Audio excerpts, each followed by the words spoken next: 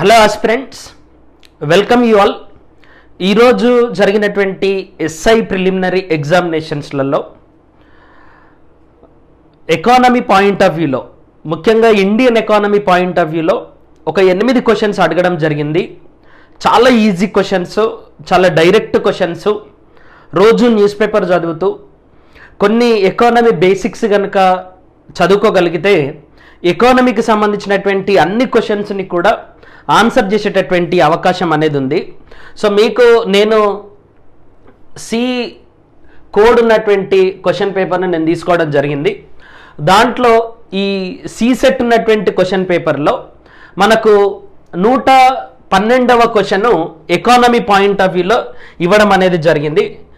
So అంటే చాలా లాస్ట్లో మనకు ఎకానమీ పాయింట్ ఆఫ్ వ్యూలో ఉన్నటువంటి క్వశ్చన్స్ వచ్చినాయి. 112వ క్వశ్చన్ నుండి నేను ఎకానమీకి సంబంధించినటువంటి క్వశ్చన్స్ని డిస్కస్ చేయడం జరుగుతుంది. దాని తర్వాత తెలంగాణ ఎకానమీకి సంబంధించినటువంటి క్వశ్చన్స్ని కూడా మనము ప్రయత్నం చేద్దాం. ఇక్కడ చూడండి, 112వ క్వశ్చన్ ఏదైతుందో, the human development index is an indication of, మానవ అభివృద్ధి సూచిక దేన్ని సూచిస్తుంది అని చెప్పేసి అడిగిండు. ఆర్థిక వృద్ధి మరియు ఆర్థిక అభివృద్ధి అనేటటువంటి చాప్టర్ నుండి ఈ క్వశ్చన్ అడగడం జరిగింది. చాలా బేసిక్ క్వశ్చన్ అండ్ ఎవరైనా కూడా దీన్ని ఆన్సర్ చేయడానికి అవకాశం ఉన్నటువంటి ప్రశ్న. మానవ అభివృద్ధి సూచికకు సంబంధించి హెచ్డిఐ దేన్ని సూచిస్తుంది అని అంటే, హెచ్డిఐని యుఎన్డిపి వాళ్ళు ప్రచురిస్తారండి. United Nations Development Programme. UNDP వాళ్ళు విద్య, ఎడ్యుకేషన్, దాని తర్వాత వైద్యం, హెల్త్ మరియు స్టాండర్డ్ ఆఫ్ లివింగ్ అంటారు. స్టాండర్డ్ ఆఫ్ లివింగ్ అని అంటే పర్ క్యాపిటా ఇన్కమ్ లేదా సగటు ఆదాయాన్ని ఆధారంగా చేసుకొని, మరి ఇంతకుముందు 2010 కంటే ముందు అర్థమెటిక్ మీన్ అంటే ఈ 3 అంశాల యొక్క అర్థమెటిక్ మీన్ ఆధారంగా చేసుకొని ఒక దేశం యొక్క హెచ్డిఐని రూపొందించేవాళ్ళు. ఇప్పుడు మాత్రం జామెట్రిక్ మీన్. ఓకే, ఈ జామెట్రిక్ మీన్ ఆధారంగా చేసుకొని యుఎన్డిపి వాళ్ళు హెచ్డిఐని లెక్కించడం అనేది జరుగుతుంది. కాబట్టి ఇక్కడ మనము డిస్కస్ చేసినటువంటి డిస్క్రిప్షన్కు ఈక్వలెంట్గా ఉన్నది ఏంటి అనేది కనుక చూస్తే, ఆదాయం స్టాండర్డ్ ఆఫ్ లివింగ్, ఆరోగ్యం హెల్త్, విద్య ఎడ్యుకేషన్, ఈ 3 అంశాలు కలిగి ఉన్నటువంటి దాన్ని హెచ్డిఐ చూపిస్తుంది. కాబట్టి దీని ఆన్సర్ వచ్చేసి ఫస్ట్ ఆప్షన్ అండి. విద్యలో కూడా మళ్ళీ 2 పారామీటర్స్ ఉంటాయి, mean years of schooling, expected years of schooling. ఆరోగ్యం అంటేనేమో ఒక మనిషి తన జీవిత కాలంలో సగటున ఎన్ని సంవత్సరాలు జీవిస్తాడనేటటువంటి లైఫ్ ఎక్స్పెక్టెన్సీ అట్ బర్త్ను మనము ఆధారంగా చేసుకుంటాము. ఆదాయం అంటేనేమో పర్ క్యాపిటా ఇన్కమ్ను ఆధారంగా చేసుకొని హెచ్డిఐని రూపొందిస్తాం. కాబట్టి ఫస్ట్ ఆప్షన్ ఈ ప్రశ్నకు సమాధానం. చాలా ఈజీ క్వశ్చన్. మీకు economic growth and economic development అనేటటువంటి చాప్టర్స్లో ఈ ఎకనామిక్ డెవలప్మెంట్ను కొలవడానికి హెచ్డిఐని వాడతాం మనం. ఓకే, రెండవ ప్రశ్న, దీన్ దయాళ్ ఉపాధ్యాయ గ్రామీణ కౌశల్య యోజన ఎందులో భాగం అవుతుంది? దీన్ దయాళ్ ఉపాధ్యాయ గ్రామీణ కౌశల్య యోజన అంటే, కౌశల్య అంటే స్కిల్స్ అంటే నైపుణ్యాలు, అంటే గ్రామీణ ప్రాంతాలలో నిరుద్యోగులకు నైపుణ్యాలు కల్పించడానికి ఈ పథకాన్ని తీసుకురావడం అనేది జరిగింది.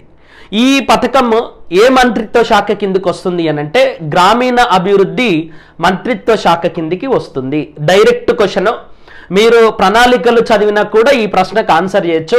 భారత ప్రణాళికలు అనేటటువంటి చాప్టర్ల నుండి ఇది వస్తుంది, లేదా సపరేట్గా ఇండియన్ స్కీమ్స్ కేంద్ర ప్రభుత్వ పథకాల నుండి కూడా ఈ ప్రశ్నకు ఆన్సర్ మనము ఇవ్వచ్చు. డైరెక్ట్ క్వశ్చన్ ఇది. రెండవది, 160వ క్వశ్చన్, ఏ పంచవర్ష ప్రణాళికలో భారీ పరిశ్రమలను ప్రారంభించారు? మనకు మొత్తం 12 పంచవర్ష ప్రణాళికలు ఉంటే దాంట్లో మొదటి పంచవర్ష ప్రణాళిక, ఓకే, మొదటి పంచవర్ష ప్రణాళిక ఏం చెప్తుంది? వ్యవసాయానికి అధిక ప్రాధాన్యత ఇవ్వడం మూలంగా రెండవ పంచవర్ష ప్రణాళిక కాలానికి పారిశ్రామిక రంగం అంతా కూడా కుంటుపడింది. దాంతో రెండవ పంచవర్ష ప్రణాళికలో మనము మహల్ నోబిస్ మోడల్ను తీసుకురావడం జరిగింది. దీన్ని ఏమంటాం మనం?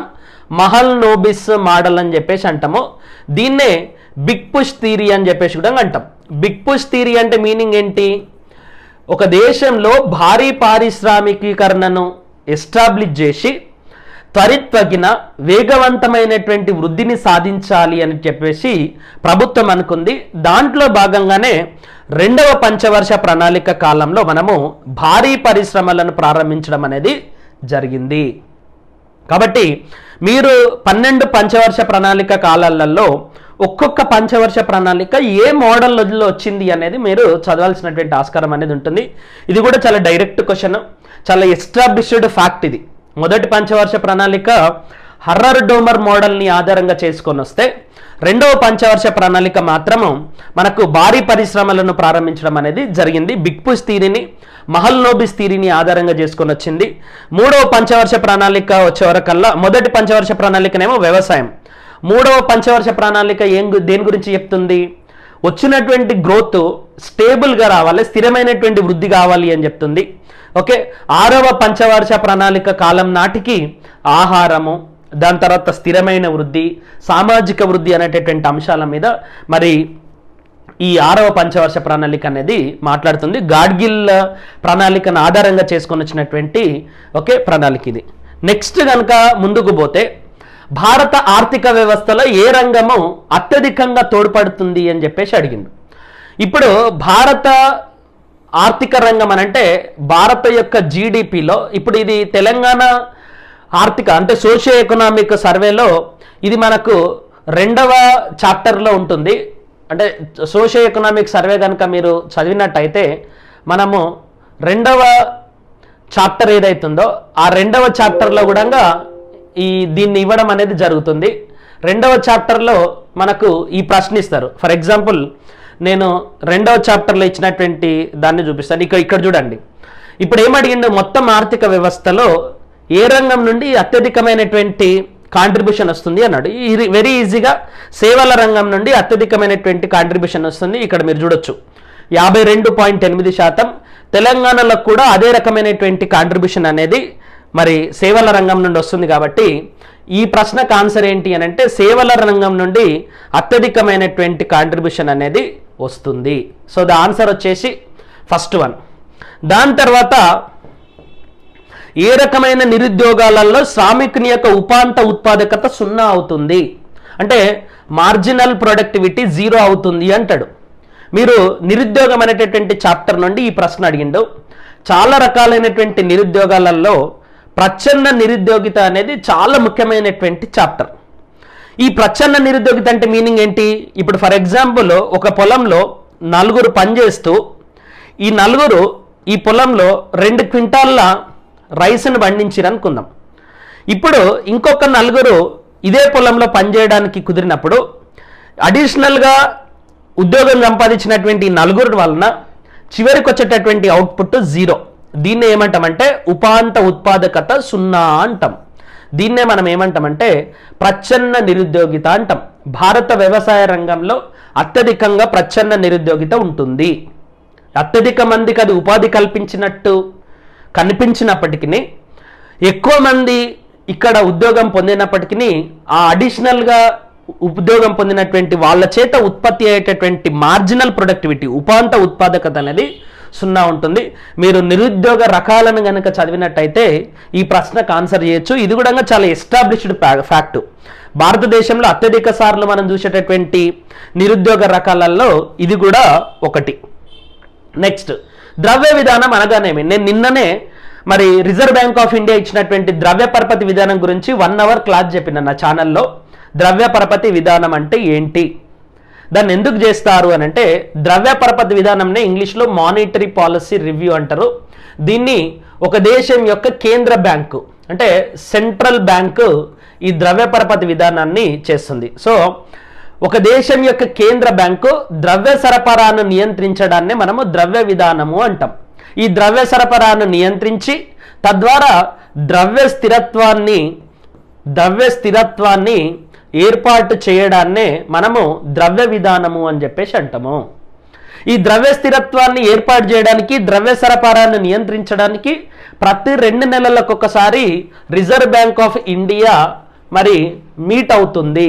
దాన్నే by monthly monetary policy review లేదా ద్విమాస ద్రవ్య పరపతి విధాన సమీక్ష అని అంటారు. ఓకే, సో కాబట్టి దీని ఆన్సర్ వచ్చేసి 2.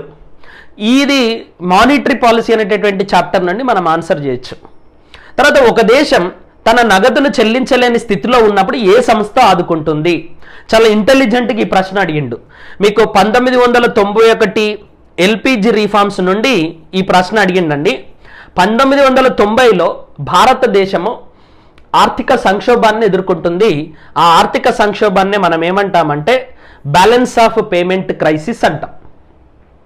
ఓకే, చెల్లింపుల సమతౌల్య సంక్షోభము అని చెప్పేసి అంటాము. అక్కడి నుండి ఈ ప్రశ్న అడిగిరు.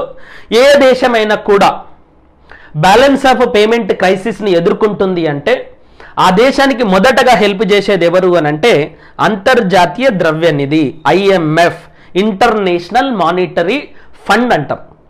ఓకే, అప్పుడు కూడా భారతదేశం ఐఎంఎఫ్ను అప్రోచ్ కావడంతో ఐఎంఎఫ్ భారతదేశానికి హెల్ప్ చేయడం జరిగింది. ఆ ఐఎంఎఫ్ ఇచ్చినటువంటి సూచనలకు అనుగుణంగానే భారతదేశము తన యొక్క రూపాయిని డీవాల్యుయేషన్ చేయడం జరిగింది, మూల్యహీనీకరణ చేయడం అనేది జరిగింది. ఓకే, నెక్స్ట్, ఈ క్రింది వాటిలో వేటిని బ్రెటన్ వుడ్ కవలలుగా పిలుస్తారు? బ్రెటన్ వుడ్ కవలలు అని అంటే మీనింగ్ ఏంటంటే బ్రెటన్ వుడ్ అనేది ఒక ప్లేస్ పేరు. 1944లో 2వ ప్రపంచ యుద్ధం ముగిసిన తర్వాత ఈ ప్రపంచ ఆర్థిక వ్యవస్థను మళ్ళీ పునర్నిర్మించాలి అనేటటువంటి ఉద్దేశంతో అప్పటికి చైనాకు, భారత్కు ఎక్కడ కూడా స్వతంత్రం రాకపోవడము, ఈ అమెరికా మరియు మిగతా వెస్టర్న్ కంట్రీస్ అన్ని కూడా కలిపి బ్రెటన్ వుడ్ అనేటటువంటి ప్లేస్లో ఒక మీటింగ్ పెట్టుకొని ఆ బ్రెటన్ వుడ్ అనేటటువంటి ప్లేస్లో నుండే ఐఎంఎఫ్ అనేటటువంటి సంస్థను ఏర్పాటు చేస్తారు. ఐబిఆర్డి అనేటటువంటి ప్రపంచ బ్యాంకు సంస్థను కూడా ఏర్పాటు చేస్తారు. ఈ 2 సంస్థలను కలిపి మనం ఏమంటామంటే బ్రెటన్ వుడ్ కవలలు అని చెప్పేసి అంటాం. So IMF, IBRD. డబ్ల్యూటీఓ అనేది 1995లో వస్తుందండి. డబ్ల్యూహెచ్ఓ అనేది ఆర్థిక వ్యవస్థకు సంబంధం లేదు. ఏషియన్ డెవలప్మెంట్ బ్యాంక్ డబ్ల్యూహెచ్ఓ, మళ్ళీ డబ్ల్యూహెచ్ఓ దీనికి సంబంధం లేదు. So the answer is IMF and IBRD. ఈ బ్రెటన్ వుడ్ కాన్ఫరెన్స్లోనే డాలర్ను ఒక అంతర్జాతీయ కరెన్సీగా గుర్తించడం అనేది కూడా జరుగుతుంది. ఓకే, ఈ రకంగా 8 ప్రశ్నలు వచ్చినాయి.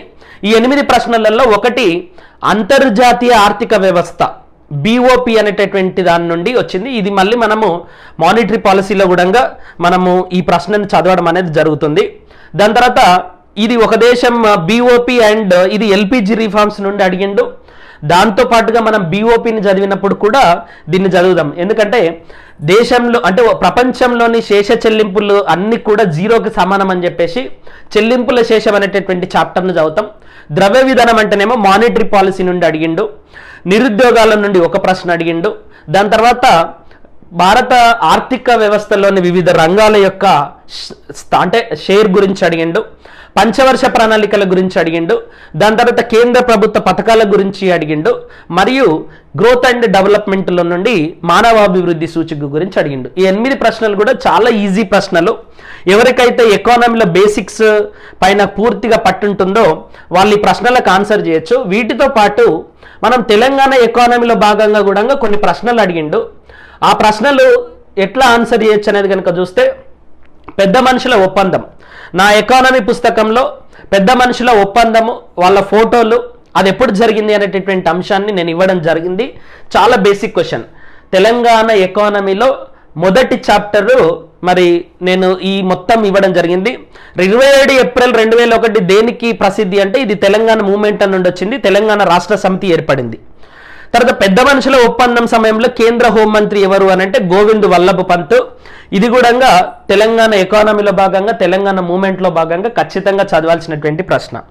తర్వాత మరి ఈ 10 సీట్లు అంటే 1969 మరి ఉద్యమం ఉధృతమైన తర్వాత ఇందిరాగాంధీ గారు కూడా మిడ్ టర్మ్ ఎలక్షన్స్లలో ఒక గొప్ప మెజారిటీ పొందిన తర్వాత తెలంగాణ వాదంతో వచ్చినటువంటి టీపీఎస్ పార్టీ తాను 10 సీట్లు గెలుపొందడంతో 71 ఎలక్షన్స్ల తర్వాత ఇందిరాగాంధీ గారికి చెన్నారెడ్డి గారికి జరిగినటువంటి ఒప్పందంలో ఈ టీపీఎస్ను కాంగ్రెస్ పార్టీలో విలీనం చేయడం ద్వారా మరి పివి నరసింహారావు గారిని ముఖ్యమంత్రిగా నియమించాలి అని చెప్పేసి చెన్నారెడ్డి గారు కోరడం అనేది జరుగుతుంది. ఇది కూడా తెలంగాణ మూవ్మెంట్లో భాగంగా వచ్చేటటువంటి ప్రశ్న, తెలంగాణ ఎకానమీలో భాగంగా వచ్చేటటువంటి ప్రశ్న. దాని తర్వాత గిర్గ్లానీ కమిషన్ తెలంగాణ మూమెంట్లో భాగంగా వస్తుంది ప్రశ్న. గిర్గ్లాని కమిషన్ అనేది తెలంగాణ ఎకానమీలో భాగంగా కూడా ఉద్యోగాలలో జరిగినటువంటి వివక్షలలో గిర్గ్లాని కమిషన్ మరి టీడీపీ ప్రభుత్వం ఉన్నప్పుడు వస్తుంది. అది ఎందుకు వస్తుంది, ఎట్లా వస్తుంది అనేది కూడా మన పుస్తకంలో వివరించడం జరిగింది. ఉప ముఖ్యమంత్రికి చేతికి 6వ వేలు లాంటిది అని చెప్పేసి నీలం సంజీవ్ రెడ్డి అంటాడు. ఇది కూడా తెలంగాణ మూమెంట్లో మరియు తెలంగాణ ఎకానమీలో ఎట్లా అంటే అంతకు ముందు రోజు వరకు కూడా ఉప ముఖ్యమంత్రిగా ఉన్నటువంటి నీలం సంజీవ్ రెడ్డి మరి ముఖ్యమంత్రి అభ్యర్థి ఆంధ్ర ప్రాంతం నుండి అయిన తర్వాత ఉప ముఖ్యమంత్రి అభ్యర్థిని తెలంగాణ నుండి రావాల్సినటువంటి అవసరం వచ్చినప్పుడు అది 6వ వేలు లాంటిది ఉప ముఖ్యమంత్రి పదవి అవసరం లేదు అని చెప్పేసి ఆయన చెప్తాడు. తర్వాత పెద్ద మనుషుల ఒప్పందం నుండి 2 ప్రశ్నలు వచ్చినాయి. ఎవరెవరు తెలంగాణ నుండి ఉన్నారు, ఎవరెవరు తెలంగాణ నుండి లేరు. సో అది ఈజీగా ఆన్సర్ చేయొచ్చు. తర్వాత ఇమ్రేజ్ పత్రిక యొక్క సో వ్యవస్థాపకులు ఎవరు అంటే సోహెబుల్లా ఖాను. ఇది తెలంగాణ కల్చరు. దాని తర్వాత కాలక్రమం తెలంగాణ విద్రోహ దినం వచ్చింది. దాని తర్వాత భువనగిరి డిక్లరేషన్ వచ్చింది. నమస్తే తెలంగాణ, ఇది తెలంగాణ ఉద్యమం నుండి అడిగినటువంటి ప్రశ్న. తెలంగాణ విద్యార్థి గర్జన ఎప్పుడు జరిగింది అని అడిగిండు. 3 జనవరి 2010లో జరుగుతుంది.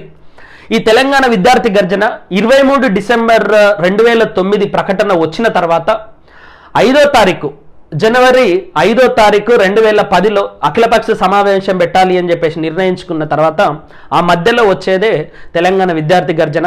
తర్వాత జస్టిస్ శ్రీకృష్ణ కమిటీ యొక్క రిపోర్టు, దాని తర్వాత మళ్ళీ ఒక కాలక్రమం అనేది కూడా ఇచ్చిండు. All India people's response forum Kaloji Narayanarao, Nizam subject league Telangana ఎకానమీలో భాగంగా మళ్ళీ మనము నా పుస్తకంలో ఇచ్చాను. ముల్కీ చరిత్రలో భాగంగా దీన్ని రాయడం అనేది జరిగింది. అండ్ దాని తర్వాత ఈ 2 కూడా తెలంగాణ ఉద్యమానికి సంబంధించినటువంటి ప్రశ్నలు. మొత్తం తెలంగాణ ఉద్యమం మరియు తెలంగాణ ఎకానమీ నుండి 16 ప్రశ్నలు, ఇండియన్ ఎకానమీ నుండి 8 ప్రశ్నలు రావడం అనేది జరిగింది. చాలా బేసిక్ క్వశ్చన్స్, చాలా స్ట్రైట్ ఫార్వర్డ్ క్వశ్చన్స్ కూడా రావడం అనేది జరిగింది. ఇంకా ఏమన్నా సందేహాలు ఉంటే కూడా you can always contact us. Thank you so much for watching. All the best.